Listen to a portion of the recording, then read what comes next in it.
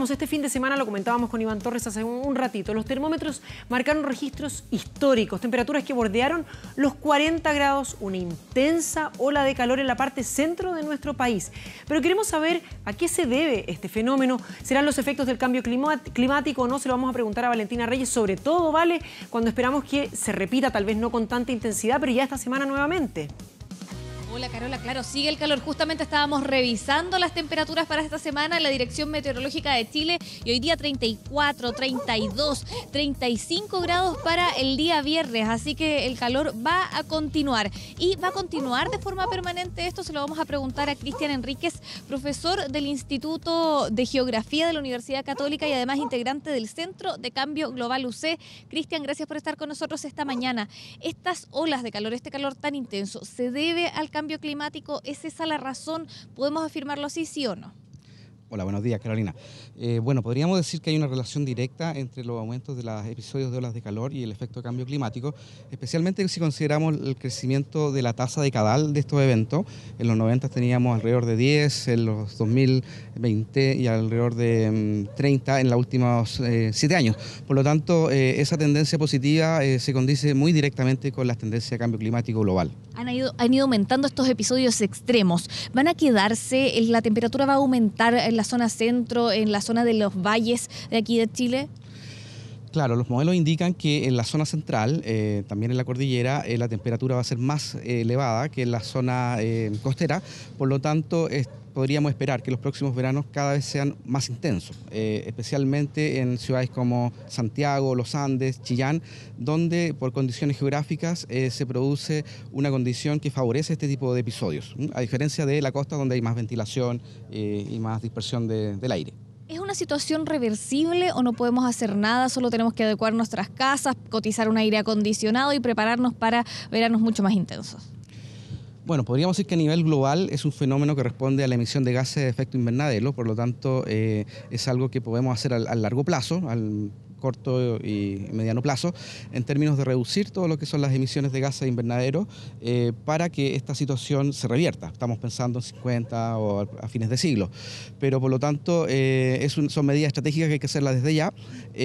Y las medidas más de corto plazo tienen que ver con la adaptación frente a estos eventos que a nivel climático general no podemos hacer nada. En el fondo, el clima no lo podemos dominar, salvo la emisión a largo plazo. Por lo tanto, efectivamente hay que diseñar mejor nuestras ciudades, diseñar mejor nuestras casas para enfrentar de mejor manera estos episodios y que no causen daño en la salud de las personas. ¿Y cómo cambia el clima en la zona norte y en la zona sur? Porque hablamos de la costa, del valle, pero ¿qué pasa en los extremos de nuestro país?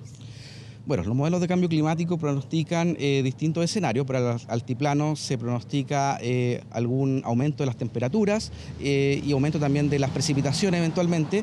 En la zona costera la situación es un poco más neutra porque en algunas ciudades la temperatura se mantiene, en algunas incluso puede bajar. Y lo que es la zona central, todos los modelos indican que la temperatura va a aumentar ostensiblemente y las precipitaciones disminuyen y se concentran más en invierno. Para el sur, los modelos de cambio climático proyectan un escenario más incierto donde hay probabilidades de que la temperatura aumente de manera no tan alta y las precipitaciones aumenten incluso. Por lo tanto, podríamos decir que hay como un desplazamiento de los climas áridos, semiáridos hacia el sur. Y lo otro que hemos podido observar también en el último tiempo, que las estaciones del año cambian. Por lo menos acá en la zona centro, el otoño ya no llega necesariamente en marzo ni en abril, hacia mayo. ¿Es así? ¿Es una observación adecuada o no?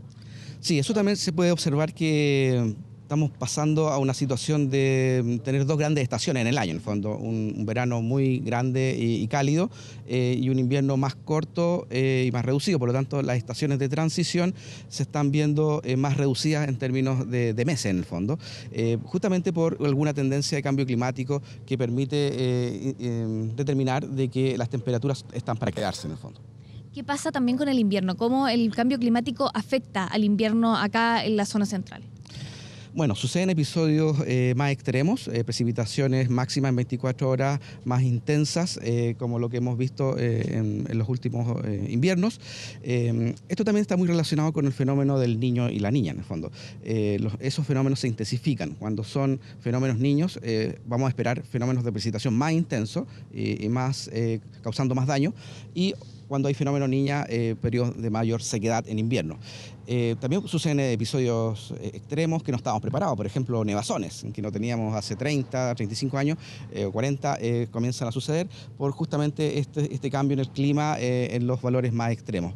Por lo tanto, podríamos esperar menos precipitación, pero más intensas en la mayor parte de nuestras ciudades. Cristian Enríquez, profesor del Instituto de Geografía de la Universidad Católica, gracias por responder estas preguntas. Bueno, a prepararse, esa es la conclusión, también a trabajar por contaminar menos, usar más movilidad eléctrica también para reducir nuestras emisiones de gases de efecto invernadero. Es la única forma con la que podemos combatir el cambio climático, pero el calor va a ser intenso, así que hay que estar preparados, y también para el invierno, donde hay episodios bastante intensos. Buenas recomendaciones, muy interesante información. Valentina, muchísimas gracias a los dos.